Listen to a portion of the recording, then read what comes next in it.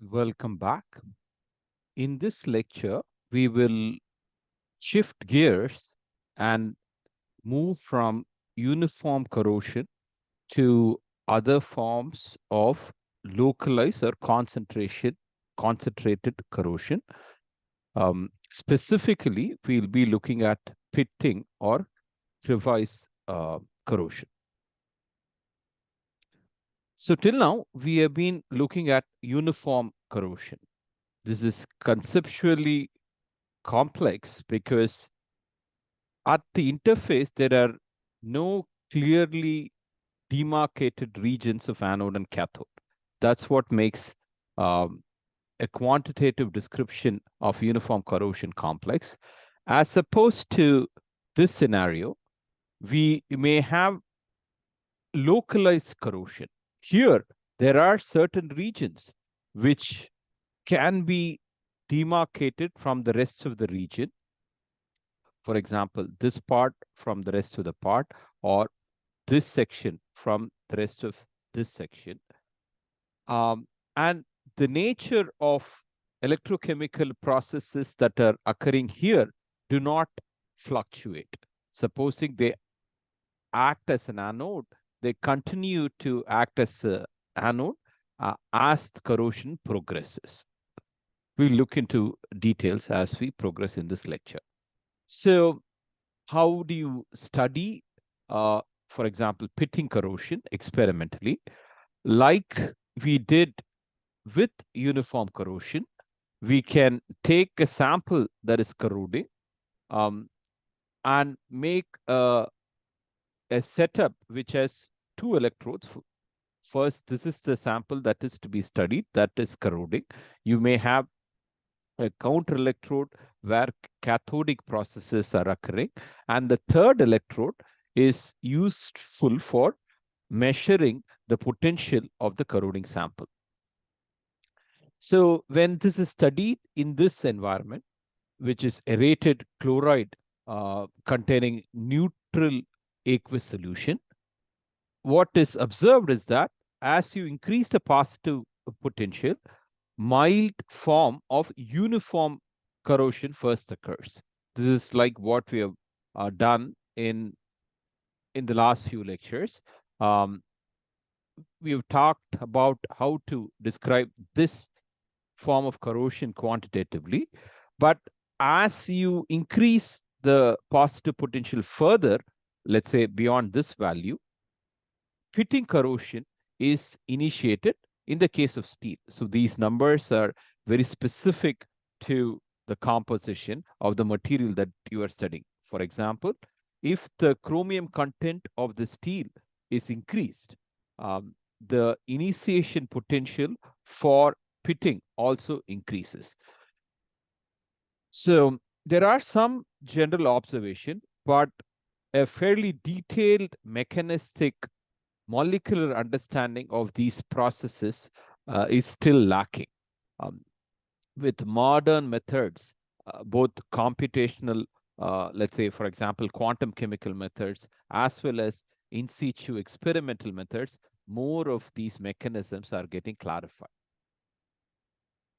Let's look at a typical pitting corrosion process.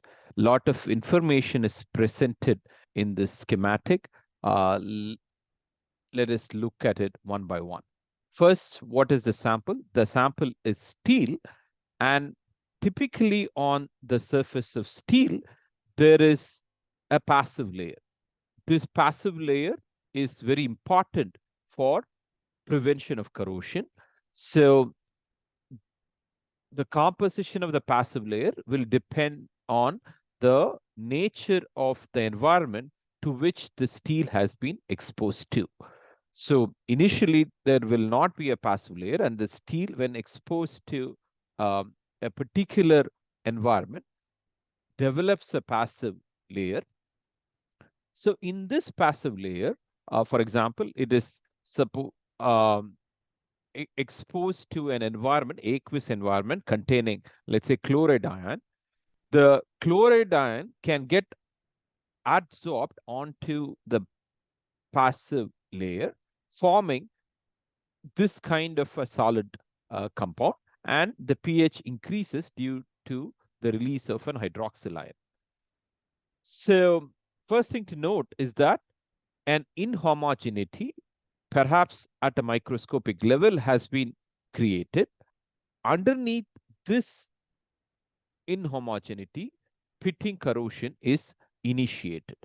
And the nature of this material, this solid film, if I may use the term, is that this is permeable to certain ions. For example, in this case, chloride ions is transported via this compound. So the chloride ion, which has been transported from the solution to layers underneath this solid, attacks the zero valent ion, which is part of steel, releasing 2 electrons and forming this complex. This complex gets into the aqueous solution, and the 2 electrons released here, as you can see here, a monovalent ion forms divalent ion cation, and the electrons released gets transported via the steel to react with oxygen, releasing again hydroxyl ions. Okay, so electrons gets consumed in this process. So there is an anodic process occurring and there is a cathodic process. So what you would notice is that the area of the cathode is much more than the area of the anode, because only the regions underlying this film can be the anode, as opposed to that the entire passive layer can be a cathode. Then further further reactions may occur. For example, this complex will react with water to form this compound and a release of proton. So this will tend to decrease the pH as opposed to these kind of processes.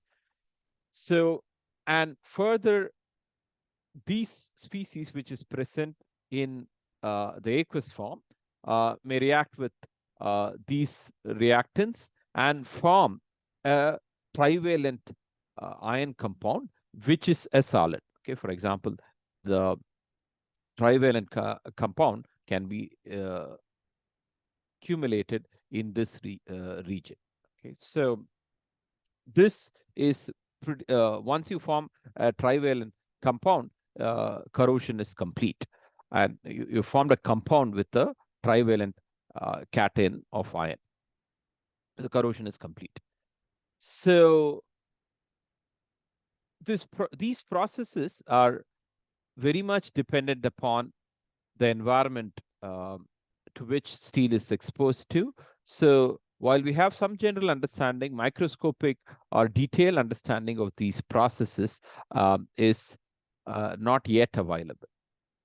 So we can look at a few other things which enables modeling of pitting corrosion.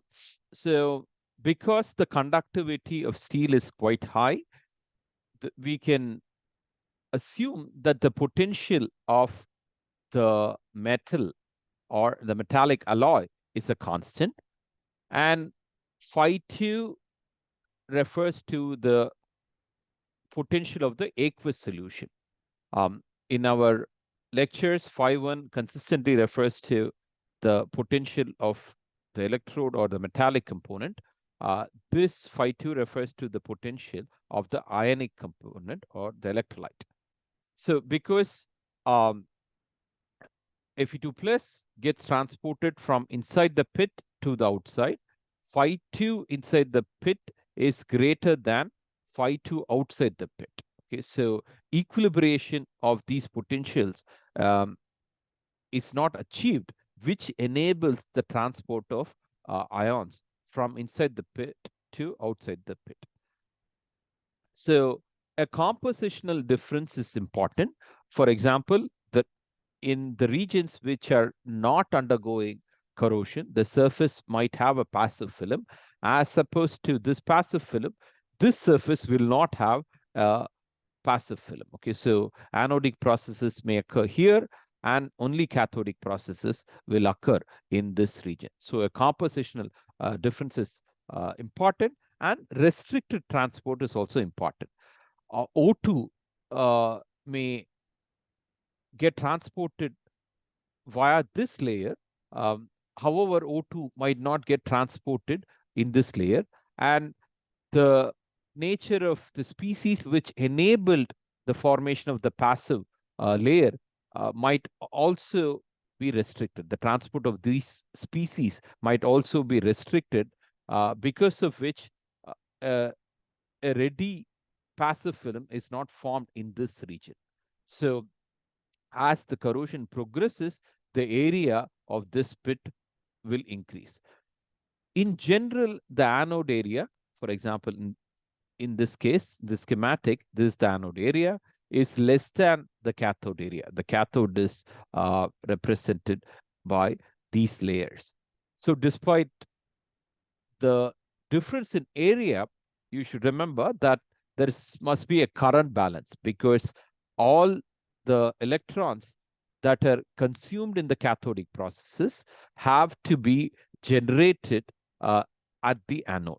So the rate of generation of the electron via the anodic processes in the smaller area has to be matched with the rate of consumption of electrons in the cathodic processes in these regions. Typically, as we mentioned, that because of greater electronic conductivity of metal, we can say the potential phi1 is constant across this material. And this potential is greater than the potential outside, because of which transport is enabled. We may move on to crevice corrosion. So typically, what is observed is that supposing there is a bolt which is screwed into the material, because of the mechanical forces which are applied while we screw in the nut here, what happens is that the passive layer is broken. So as you can see, there is a passive layer here. As you screw in, the passive layer might be lost. This is important because such an inhomogeneity, that is the breakdown of the passive layer, is responsible for initiation of corrosion. Once that occurs, the mechanisms which we elaborated for pitting corrosion are more or less applicable for crevice corrosion also. So preferential removal of passive layer is important, and other aspects like restricted transport, that is, the species that were involved in passivating are not allowed in this region. So this region continues to act as a anode, and the rest of the region will act as a cathode. This similar mechanisms that are mentioned in pitting corrosion is also applicable here. So in the next lecture, having looked at these forms of corrosion, we will look into another important mode of corrosion called the galvanic corrosion that will be elaborated in the next lecture. Thank you.